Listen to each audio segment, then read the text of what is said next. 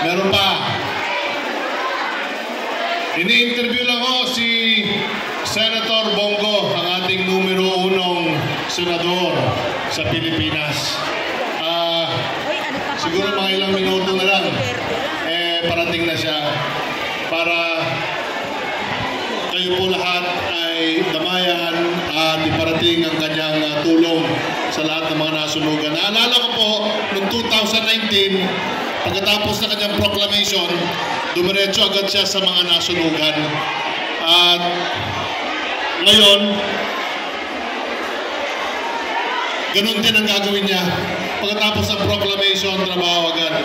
Kaya nga siya binansagang Mr. Malasakit dahil po sa kanyang napaka-bukal na damdamin at puso para tumulong po sa mga maralita at sa mga kababayan nating Pilipino.